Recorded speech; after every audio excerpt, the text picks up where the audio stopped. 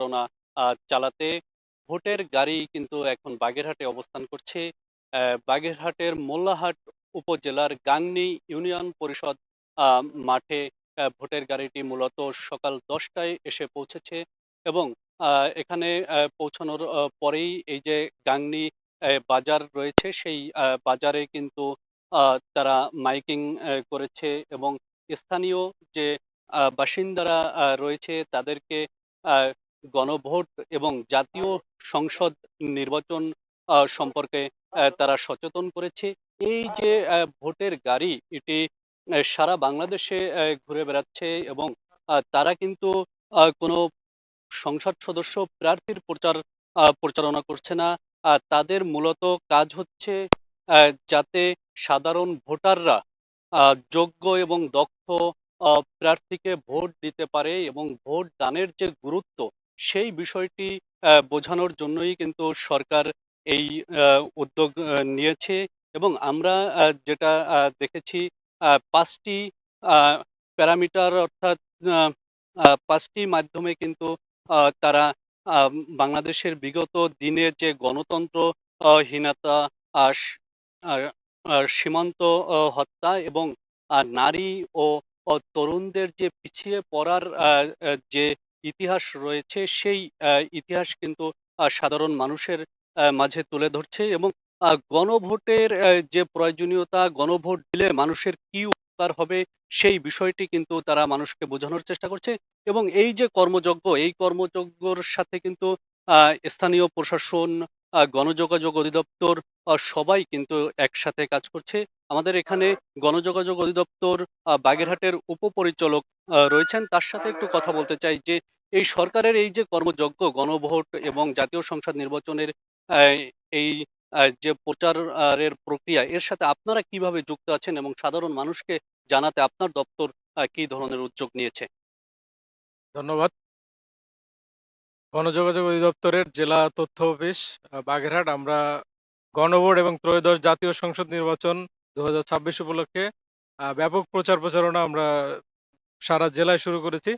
আমরা প্রত্যেকটা উপজেলায় আমরা আমাদের ভ্রাম্যমাণ চলচ্চিত্র প্রদর্শনী করছি, উঠান বৈঠক করছি, আমরা মাইকিং করছি, সড়কে সড়কে প্রচার করছি, 10 মিনিট ব্রিফস দিচ্ছি মানুষকে, ভোটালাপ করছি। এগুলোর মাধ্যমে মানুষকে সচেতন করার চেষ্টা করছি এবং সার্বিকভাবে আমাদের জেলা প্রশাসন এবং উপজেলা প্রশাসন সবাই মিলে আমরা একসাথে প্রচার প্রচারণার কাজ করে যাচ্ছে, যাতে জনগণ সচেতনভাবে উদ্বুদ্ধ হয়ে ভোট কেন্দ্রে এসে ভোট দিতে পারে এবং তাদের সুচিন্তিত মতামত প্রকাশ করতে পারে।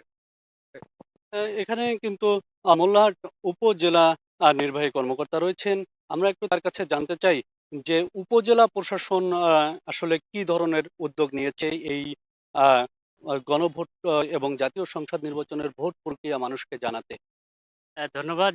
উপজেলা প্রশাসন মোল্লারহাট এবং সহকারী রিটার্নিং অফিসারের কার্যালয় আহ 95 বাগেরহাট এক কর্তৃক ত্রয়োদশ জাতীয় সংসদ নির্বাচন এবং গণভোট উপলক্ষে আমরা ইতিমধ্যে অনেকগুলো কার্যক্রম গ্রহণ করেছি। আমরা লিফলেট বিতরণ করছি গণভোট উপলক্ষে এবং মাঠ পর্যায়ে যত স্টেক হোল্ডার আছে, আমাদের গ্রাম পুলিশ আছে, আমাদের মাঠ কর্মী যতগুলো আছে, বা স্বাস্থ্যকর্মী আছে, ব্লক সুপারভাইজার আছে, তাদের মাধ্যমে আমরা প্রত্যন্ত পর্যায়ে, গ্রাম পর্যায়ে আমরা গণভোট এবং ত্রয়োদশ জাতীয় সংসদ নির্বাচন উপলক্ষে আমাদের সরকার কর্তৃক যে অর্পিত দায়িত্ব আমাদেরকে দিয়েছে সেগুলো আমরা মেসেজটা দেওয়ার চেষ্টা করছি এবং আমরা বেশ কয়েকটি উঠান বৈঠক করেছি, বেশ কয়েকটি আহ, সুধী সমাবেশ করেছি, সুশীল সমাজকে নিয়ে আমরা বৈঠক করেছি।